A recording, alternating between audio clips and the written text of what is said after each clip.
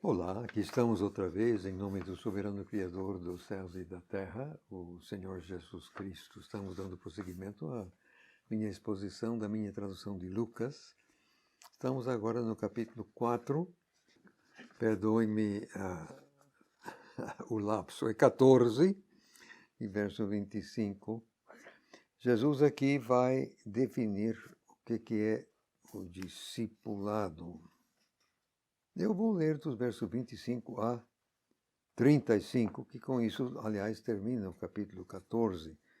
Lendo então a palavra de Deus, ora, grandes multidões iam acompanhando ele, e voltando-se ele, disse-lhes: Se alguém vem a mim e não odeia seu pai, sua mãe, sua mulher, seus filhos, seus irmãos, suas irmãs, sim, até a própria vida, ele não pode ser meu discípulo. E quem não carrega a sua cruz e não me segue, não pode ser meu discípulo. Aliás, qual de vocês, querendo construir uma torre, não se assenta primeiro e calcula o custo para ver se tem com que acabar? Isto para não suceder que, tendo lançado o alicerce e não podendo terminar, todos os que a virem comecem a zombar dele, dizendo: este homem começou a construir e não pôde terminar. Ou, qual rei, indo confrontar outro rei em guerra, não se assenta primeiro e delibera se com 10.000 é capaz de enfrentar aquele que vem contra ele com 20.000. Caso contrário, estando outro ainda longe, ele envia uma delegação e pede as condições de paz. Assim, pois, qualquer de vocês que não renunciar a tudo o que possui, não pode ser meu discípulo. O sal é bom, mas se o sal se tornar insípido, com que pode ser temperado? Não serve nem para solo, nem para adubo, é jogado fora. Quem tem ouvidos para ouvir, que ouça. É preciso deixar claro aqui que o verbo odiar não trata de um ódio ativo. É mais na direção de desprezar. Em Mateus, texto paralelo, Jesus disse: quem amar pai e mãe mais do que a mim, não é digno de mim. Vai nessa direção. Mas é preciso entender que quando alguém tem compromisso total com Jesus Cristo e seu reino, o próprio Jesus, por vezes, vai exigir um tipo de obediência, um tipo de situação que os outros não vão entender. Eu levei minha mulher, minhas filhinhas, à selva amazônica para trabalhar com uma tribo indígena. Eu, homem formado, mestrado e coisa e tal, poderia ter pego o magistério na cidade, quer dizer, muitas pessoas simplesmente não entenderam a minha atitude.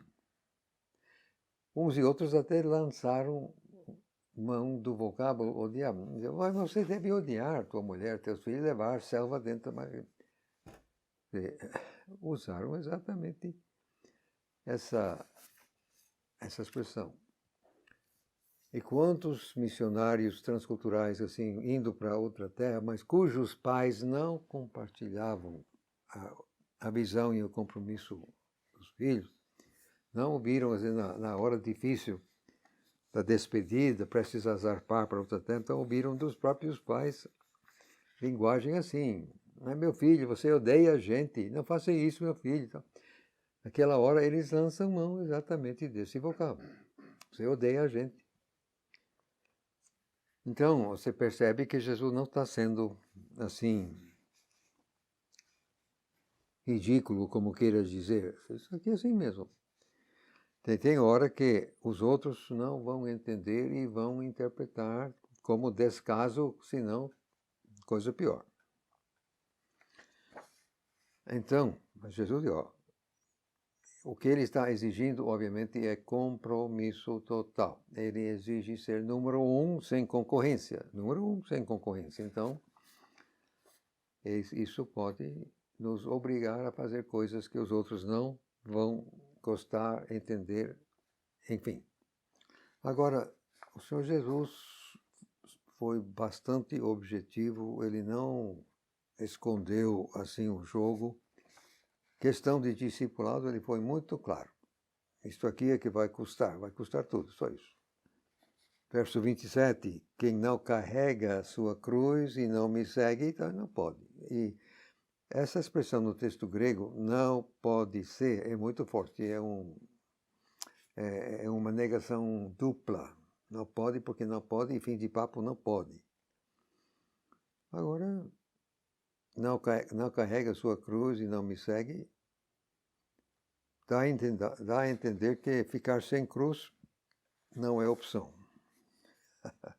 Seguir Jesus fatalmente implica cruz. Eu digo ainda que a cruz é diferente para cada qual. Quer dizer, a minha cruz é uma, a cruz de você é outra, e assim noite adentro. Ficar sem cruz me parece não ser opção. Agora, Jesus aqui está muito claro. Você há de avaliar o preço. Quanto custa? Aí. Quem que vai construir a torre? Ele não senta primeiro para calcular o custo, para ver se pode acabar. Então, alguém querer ser um discípulo verdadeiro do Senhor Jesus não é uma coisa assim, eu quero. Não. Senta, pensa, calcula, os pais não vão gostar, os parentes não vão gostar, tá. Você analisa o que pode ser. Aí você entra, mas já com os olhos abertos, é uma coisa calculada. Você entra disposto a levar até o fim. É assim.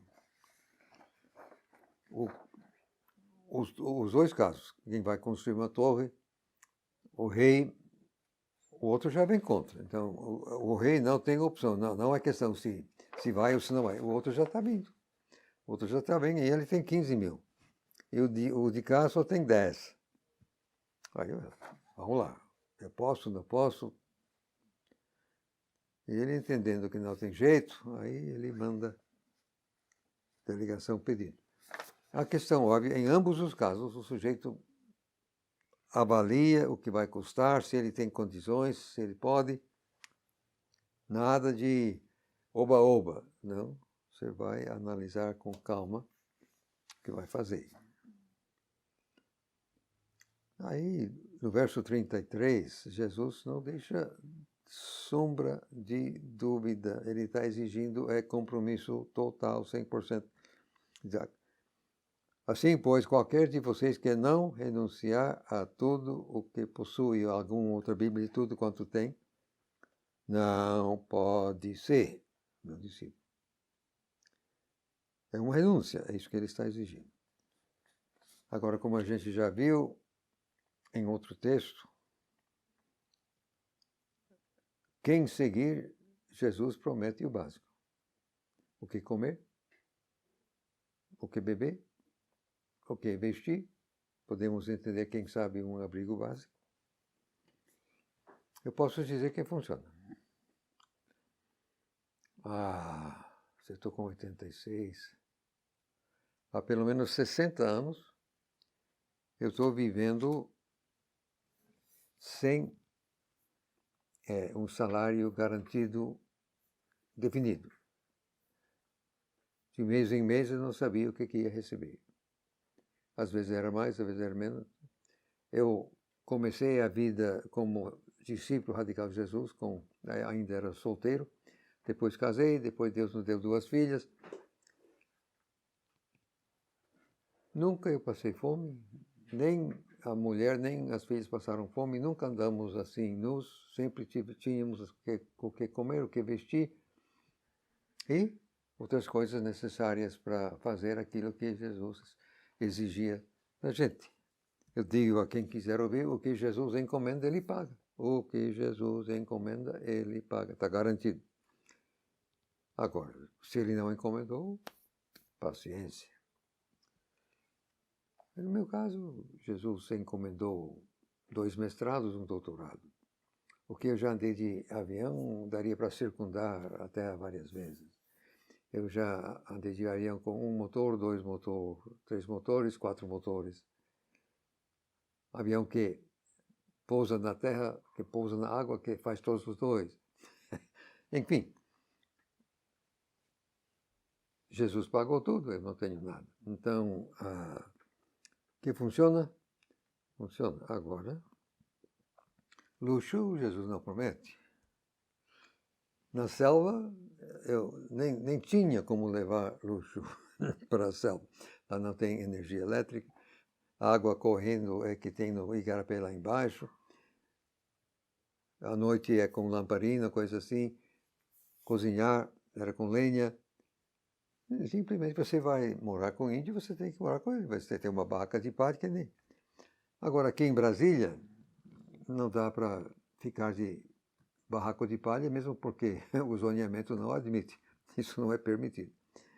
Eu tenho um pequeno carro, porque viver em Brasília sem carro é complicado. Então, conforme o contexto, Deus dá aquilo que a gente precisa para fazer aquilo que Deus exige da gente. Mas que Ele exige compromisso, exige. Já que estou falando isso aqui, me permitam, assim, discorrer mais um pouquinho. Alguém me pergunta como eu encaro o meu relacionamento com Jesus e eu digo que eu sou escravo dele. Alguém pode achar que não gostar dessa ideia, mas o apóstolo Paulo se disse escravo de Jesus, Tiago também, Judas também, os autores das cartas. É preciso entender, gente, que todo mundo é escravo. Você nasce escravo, você morre escravo. Jesus disse que quem cometer pecado é escravo do pecado, palavra do soberano. Então, a questão não é ser ou não ser escravo, todo mundo é escravo. A questão única é qual vai ser o dono, o teu dono. Sem Jesus nós não temos escolha, o dono é Satanás, tchau. O que Jesus oferece é uma opção, você pode trocar de dono. Eu digo a quem quiser ouvir, o melhor dono possível é o soberano Jesus. Bom, eu me demorei ali, mas vamos voltar aqui ao texto. Eu preciso comentar o verso 34. O sal é bom, mas se o sal se tornar insípido, com que pode ser temperado? Não serve nem para solo, nem para adubo. É jogado fora.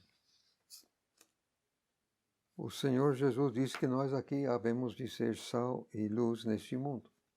Agora, o que adianta sal que perde a sua qualidade? O que adianta uma suposta luz que nunca brilha? Nós aqui havemos de fazer diferentes. Sal, luz. Abdicar dessas funções significa se tornar inútil e ser jogado fora. Só isso, só isso. Jogado fora.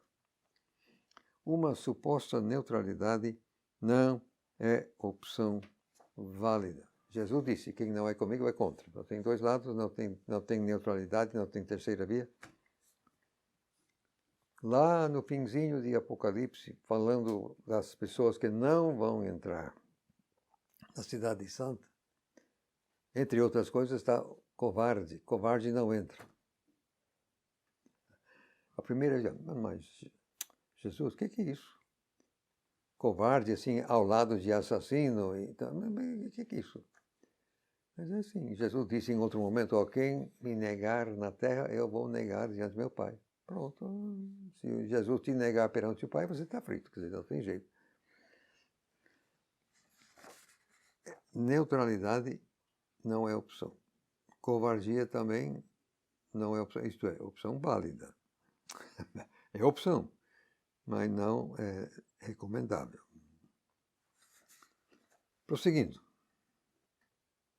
Uma ovelha perdida. Vamos aqui ter várias parábolas. capítulo 15, verso 1 a 7. Então vinham chegando a ele todos os cobradores de impostos e os pecadores para ouvi-lo. Aí os fariseus e os escribas começaram a murmurar, dizendo: este homem recebe pecadores e come com eles. Então ele contou-lhes esta parábola, dizendo: Qual homem entre vocês, possuindo 100 ovelhas e perdendo uma delas, não larga as 99 no ermo e vai atrás da perdida até achá-la? E ao achá-la, a põe sobre os ombros jubiloso. E chegando em casa, ele convoca seus amigos e vizinhos, dizendo-lhes: Alegrem-se comigo, porque achei a minha ovelha perdida.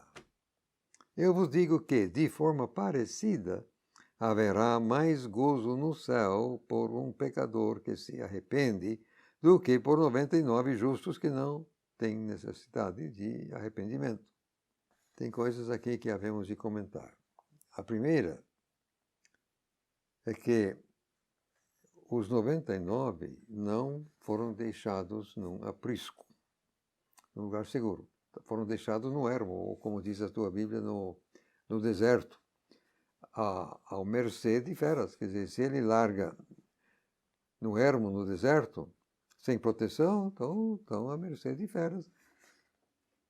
Eu nunca gostei dessa palavra por esse motivo.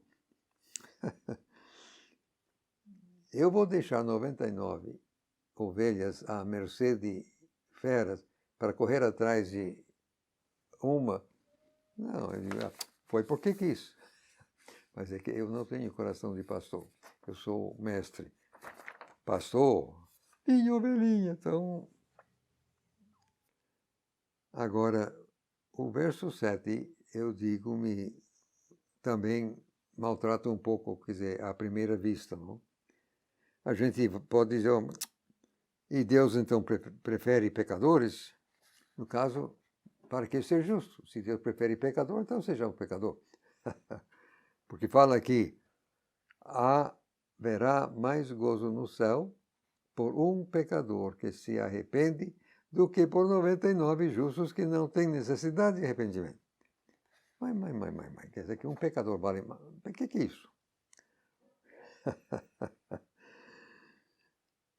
A questão, eu digo, é que na verdade não tem 99 justos, todos nós somos pecadores e, portanto, todos nós precisamos de arrependimento. E qualquer um de nós, e todos nós nos arrependendo, aí Deus vai regozijar, Ele vai ficar satisfeito. Não seria o caso exatamente de Deus preferir pecador a justo. A questão é que Ele quer que todo mundo se salve, se possível. Ele não tem prazer na perdição do ímpio. Tá? Isso está claramente dito no texto. Ele não tem prazer nisso. É o que acontece, mas pudesse ser diferente, Deus gostaria que todo mundo se salvasse. Verso 8 a 10 é uma parábola muito parecida, vai na mesma direção. Qual mulher possuindo 10 moedas de prata, se perder uma delas, não acende uma candeia, varre a casa, procura com diligência, até encontrá-la.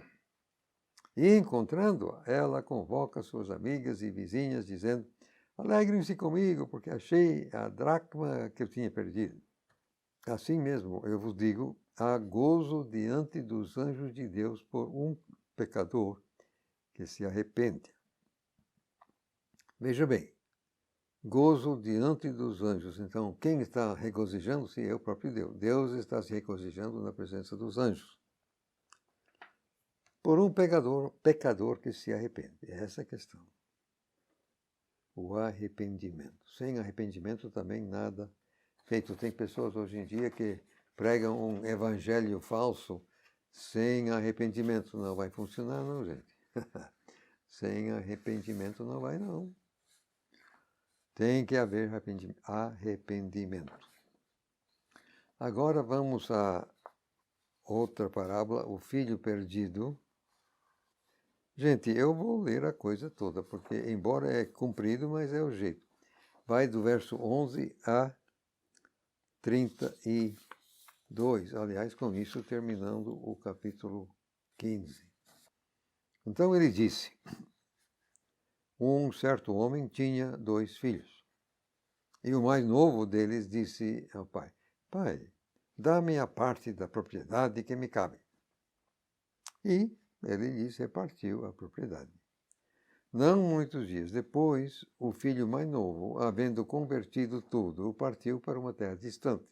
E lá desperdiçou suas posses, vivendo dissolutamente. Mas depois de ter gasto tudo, houve uma fome severa em toda aquela terra, e ele começou a passar necessidade. Então ele foi e apegou-se a um cidadão daquela terra, o qual o mandou para seus campos para cuidar de porcos. Ele teria, de bom grado, enchido seu estômago com as alfarrobeiras que os porcos comiam, mas ninguém lhe dava nada. Aí, caindo em si, ele disse: Quantos empregados de meu pai têm abundância de pão, e eu aqui morrendo de fome? Vou me erguer e ir a meu pai, e direi a ele: Pai, pequei contra o céu e perante ti, e não sou mais digno de ser chamado teu filho. Faze-me como um dos teus empregados. Então, ergueu-se e foi para seu pai. Ora, quando ainda estava longe, seu pai o viu e se moveu de compaixão. Ele correu e se lançou ao pescoço dele e o beijou. Então o filho disse a ele: Pai, pequei contra o céu e perante ti, e não sou mais digno de ser chamado teu filho. Mas o pai disse aos seus escravos: Trazei o melhor traje e vestiu, e dai um anelo para sua mão e sandálias para seus pés, e trazei o bezerro cevado e matai-o, e comamos e festejemos, porque este meu filho estava morto e reviveu, estava perdido e foi achado. E começaram a festejar. Ora, o filho mais velho estava no campo. E quando veio se aproximando da casa, ele ouviu a música e as danças. E chamando um dos servos, perguntou-lhe o que estava acontecendo. Aí ele lhe disse: Veio teu irmão e teu pai matou o bezerro cevado, porque o recebeu de volta são e salvo. Aí ele ficou indignado e não quis entrar. Então o seu pai saiu e começou a insistir com ele. Mas, respondendo, ele disse ao pai: Veja só, eu tenho te servido há tantos anos, sem nunca transgredir o teu mandamento, mas nunca me deste sequer um cabrito para eu festejar com meus amigos. Mas quando veio esse teu filho, que consumiu teus bens com prostitutas, mas mataste para ele o bezerro cevado. Então ele disse: Filho, tu estás sempre comigo, e tudo o que tenho é teu. Mas era justo que celebrássemos e regozijássemos, porque este teu irmão estava morto e reviveu. Estava perdido e foi achado. Não sei exatamente como o pai fez para repartir a propriedade, mas, de alguma forma, o que havemos de entender é que o filho mais novo vendeu, quer dizer, ele converteu a propriedade em dinheiro ou coisa portátil, caso contrário, ele não podia gastar terreno em outro país. E lá viveu dissolutamente e jogou tudo fora. Só que chegou uma fome e ele estava agora sem nada. Então ele foi obrigado a se juntar a um cidadão que mandou cuidar de porcos. Agora, sinceramente, para um judeu isso é, como diz a gíria, o fim da picada. Foi o fim da picada. Quer dizer, um judeu cuidando de porcos. Agora, os porcos estavam comendo uma erva que acho que tinha até tipo de vagem, sei lá, mas uma coisa que chamava alfarrobeira. Só que, aparentemente, isso não era comível para ser humano. Caso contrário, o rapaz teria enchido mesmo. Ele estava querendo que fosse, mas ninguém lhe dava nada. Olha, pense bem, além da crise econômica, ele era estrangeiro, além de ser estúpido, ninguém iria jogar dinheiro fora com ele. Para quê? De fato, absolutamente não havia por que ninguém dar nada a ele. E lá está ele morrendo de fome, e um dia a ficha cai e dá uma luz na cabeça dele. Quantos empregados meu pai tem abundância de pão, eu aqui morrendo de fome. Aí então ele diz, não, vou voltar. Eu vou dizer que não sou mais digno de ser, eu vou pedir para ser tornado como empregado. Pelo menos eu vou ter o que comer, né? E foi. Só que, não sei se o pai vivia olhando para o caminho por onde o rapaz tinha ido, como é que foi, mas de alguma forma, naquele exato momento necessário, o pai vê o filho vindo, se aproximando, de longe, e se moveu de compaixão. Aí o próprio pai corre e abraça o filho e o beija e tal. Aí o filho cumpre o que ele resolveu fazer. Ó, pai, pequei contra o céu e perante ti, não sou mais digno de ser chamado teu filho. Não sabemos se ele teve como completar o que ele ia dizer, mas o pai, com tanto regozijo de receber seu filho de volta, estava nem aí. Isto é, em termos, eu vou explicar daqui a pouco. O pai manda os escravos trazer roupa, tal, anel, etc. E matar o bezerro cevado e festejar. Agora, eu quero que vocês entendam o que aconteceu aqui.